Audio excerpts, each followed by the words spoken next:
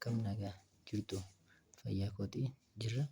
Galata waaqaatii irrammoo mata dureen keenya kan ilaallu animal fever kan jiru waliin ilaallaa jechuudha. Animal fever is there. Animal fever jechuun amaloota animaaliin qaban. Animaaliin amala akkam qaban kan waliin jiru ilaallaa. So there animal fever is the means all of ways in the which animal interact which other organ and then physiological environment jechuudha. Amala physiological animalii yookaan ta'an physiological animal ni qabanii jechuudha. Amala isaanii san ni qaban. So animal fever jechuun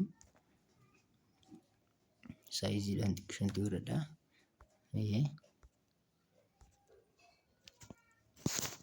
Animal fever jechuun hara biraatiin then animal fever is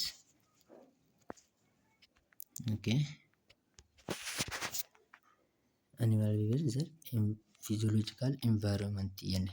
Physiological environment. So animal fever is can be categorized. Animal fever kan jennu bakkuma lamatti adda qoodnee ilaallaa jechuudha. Then animal fever is can be categorized into types jechuudha. Gosa lamaatu jira. Inneetiin kun inherent jechuudha. Inherent. So and running kun kan eega dhalattee booda bartuudha jechuudha. Amala eega fakkeenyaaf namni tokko uumamaan amala hin qabu. Eega dhalatee booda amala fidataa jechuudha. So innate feveriin kan amala uumamaan qabu jechuudha. Running feveriin immoo eega dhalate amala fidattu jechuudha. So innate fever is an inborn fever that is determined by the gene. Innate feveriin amala uumamaan jiinii irraa gara jiinii tokkootti hin daddabru jechuudha. So and independent wanni irratti hundaa'u experience and specifically to in species sanyii irratti hundaa'u jechuudha. So innate feveriinis gosa ni qaba jechuudha. Gosoota ni qaba jechuudha. So there are 3 types of innate fever. Innate feveriin abbaa sadii of jalaa qaba. Innis maal? Insensitive, reflective and orientation jechuudha. So insensitive fever is that fever which involve in the fixed action of pattern jechuudha. Fixed action of pattern. So pouring of in single cane stimulate jechuudha. So kana jechuun amalli amma animal feveriin bakka lama qoodama. Animal fever is means of all that ways in the animal othering of the physical environment. Naannoo irratti hundaa'u. So animal feveriin bakka lamatti qoodama. Innis innate fever and running fever jenna. Haa ta'u innate feveriin bakka meeqa qoodama? Bakka 3 qoodama. Insensitive, reflex fi orientation. So insensitive feveriin maali? Sensitive jechuun amala miira gammachuu takka si burqisiisu jechuudha. Amma hormoonii miira gammachuu takka si burqisiisu. Amma yeroo tokko hasoomnummaan namaatu baay'ee takka gammachuu takka si gallakkisa. Gammachuun sun stimulate jechuun beekama jechuudha. So stimulate jechuun miira gammachuu san horsiisu jechuudha. Produce gorsiisuu jechuudha. Unlike in the reflex action. Reflex actioniin gocha fedhii malee jechuudha. Saniifi unlike laal then unlike jechuun gocha fedhii malee jechuudha. Unlike reflex action gocha fedhii malee kanneen akka fakkeenyaaf simple response of in the single stimulate jechuudha. Single means one jechuudha. Doubling to triple point 3 tertiary for chemistry kutaa 11 irra ni jira jechuudha. Primary, secondary, tertiary ni jira jechuudha. So insect involve the more this complex of pattern fever. Eeyyee maal jedhe? Insektiin tokko ilbiisni involve more baay'inaan amala namaaf adda hin baane tokko qaban jechuudha. Complex jechuun xaxaa jechuudha. Waan xaxaa tokko jechuudha. Pattern of behavior amaloota pattern of behavior then unlike reflex action jechuudha. Gocha fedhii maleetiin jechuudha. Amma fakkeenyaaf gocha fedhii malee gisee jennu amma fakkeenyaaf example takkaa fudhannu. Gocha fedhii malee amma bineensonni tokko bosona keessa osoo jiranii ati ibidda itti qabsiifte jechuudha. Suni bineensonni suni maal ta'a? Waan yaadanii hin jirreef jecha ni baqatu jechuudha. So reflex action jedhama. Gocha fedhii maleeti jechuudha. So FAP jechuun reflex action of pattern jechuudha. FAP is in the short unveiling sequence of this action which on the beginning in the carried out to completion is even if other stimulate intense jechuudha. So kana jechuun fakkeenyaaf example isaa asirra ni jira waliin ilaalna. Example in sequencing of animals favoring kan argamu weak making of spirality next building insect animali birds animali uumamaan mana ijaarrachuu jechuudha. Birdisiin shimbirroon jechuudha. So swimming within dolphin and other quartering species jechuudha. Oowwa qaama malee swimmingin ni jechuun hurkaadha. Hurkaa yookaan oowwa hisaabaa olii akka hurkaatiin bahu. So suni dolphining and aquatic species jechuudha. Amma hurkaan gocha fedhii malee jechuudha. Amma fakkeenyaaf gocha fedhii malee kanneen akka ija kee kana amma booda hin dhaamsu liblib hin godhu jetteeti yaadda. Garuu isin liblib ni jetti. Ammas example biraa isin haa godhu. Amma fakkeenyaaf dhoonnaa harti, dhoonnaa onnee yeroo of qabatu onneen si dhadhootti jechuudha. Suni reflex action jennaan. Gocha fedhii maleetii fi gocha fedhii. Reflex action and reflex action garaagarummaa ni qaba jechuudha. So opening of the mouth in chicken of many birds species where the mother resist to neither jechuudha. So hornbills kannis jechuudha. Kannis dance wearing the return of if there after feeding in source of food jechuudha. Amma deemi ilma namaatiif nyaata gahaa ta'e tokko kennu jechuudha. So in reflexive behavior is a simple reflection action ensuing the involuntary response to that stimulate jechuudha.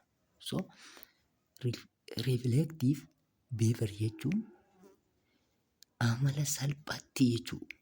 So simple reflection action ensuing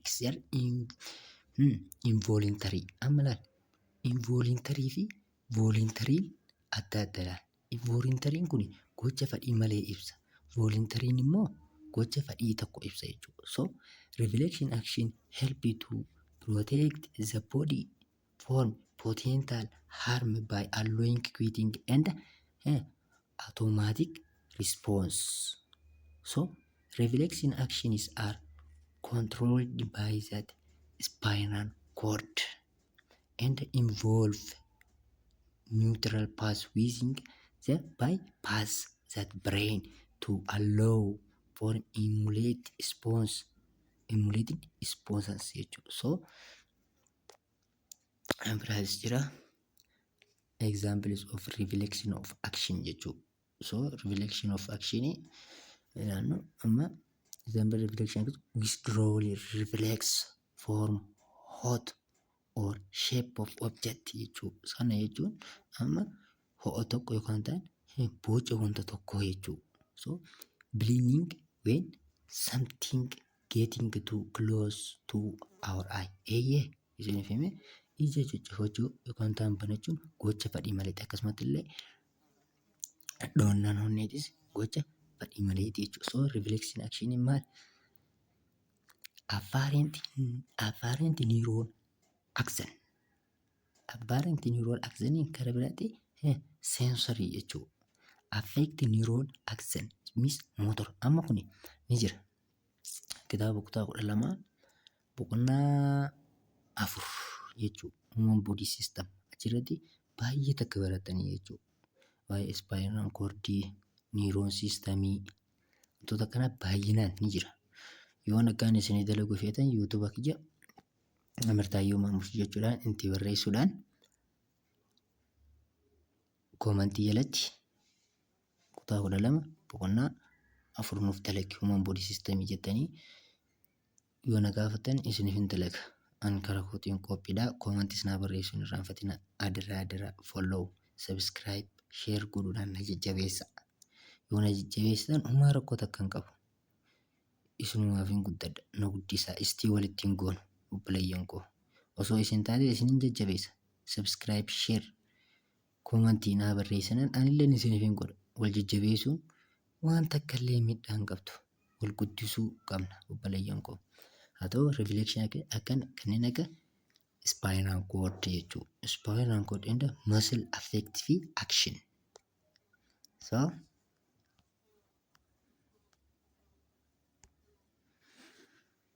nama spinal cordiin yoo hiitangaa lafee dugda keenyaati sun. Muscle afferent and action finger represent and source of heart jechuudha. Madda onnee. Kanneen akkanaa hundi reflex action jedhamee waamamaa jechuudha. So orientation behavior maali?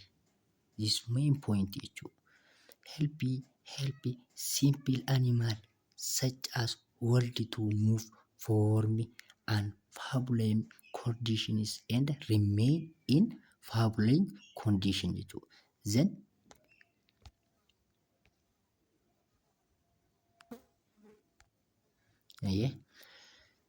amma orientation jalatti wanna lama ciccimtuu beekamtuu takka ilaalla jechuudha. So suni maali? Test laal. Test jechuun it is that orientation of an animal in response to the source of stimulate jechuudha. Miira gammachuu baay'ee takka fitti gaggammatu koorsisu jira jechuudha. Test jechuudha. Test jechuun maal jechuun orientation of their animal is response to the source of stimulate jechuudha. Example kanneen akka ifa fa'aa yookaan tan temperature. Temperature ilma namaa meeqa? 37 beekamaa jechuudha constant. So inni kun positive negative qaba jechuudha. So the change in the direction laal. Waan kana sirriitti adda baafadhaaf balayyan kiyya. Testiin yeroo mara maali? Kallattii agarsiisa jechuudha. Direct. Kineesisiin immoo indirect agarsiisa jechuudha. Al-kallattii yookaan ta'an waan kallattii takka hin qabne jechuudha. Then direction of another animal in response to stimulate jechuudha. Kallattiidhaan miira gammachuu takka ilma namaatti kakaasu jechuudha. So positive axisiin inni positive inni qabu maali? Orientation is toward the stimulate godhe jechuudha. Inni negatiiviin kun maali? If orientation is away from the stimulate jechuudha. Away, like difference away toward.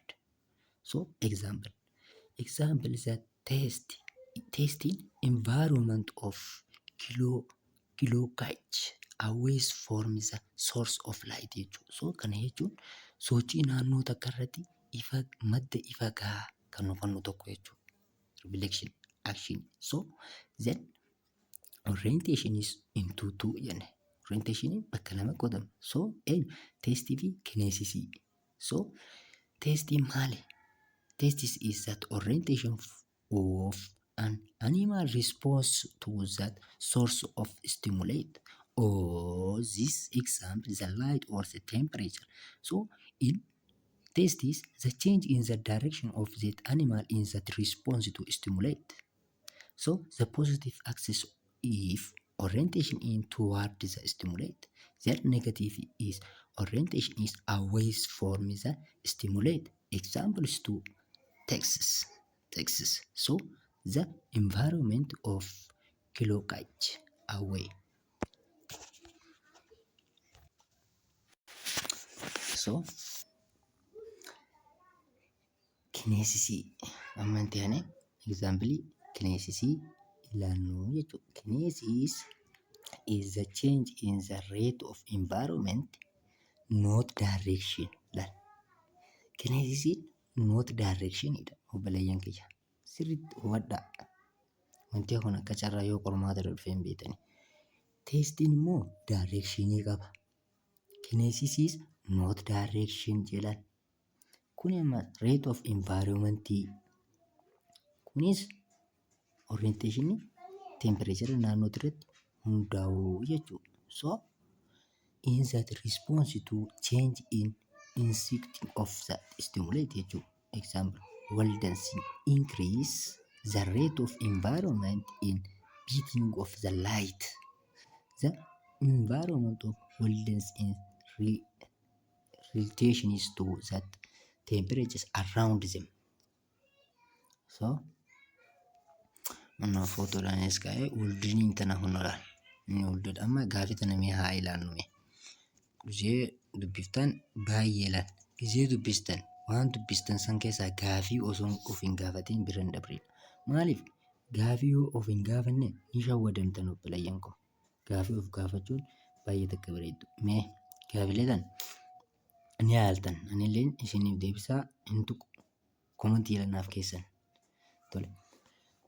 Which one of them following is an example of insective fever?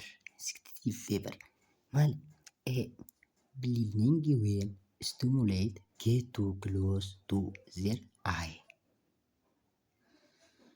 Weeping in spiral. Withdrawal form in the hot object. Dimal move away like we moving form the light in clockage. So beetan. Gaafii lammaffaan reflex action gocha fadhii malee kan akka that complex behavior that involve multiple steps controlled by that brain to enforce voluntary action. Controlled by spinal cord for immediate response. The types of running behavior specific is human. Kamime. Tiada. Mee komentii jedhana kaayame.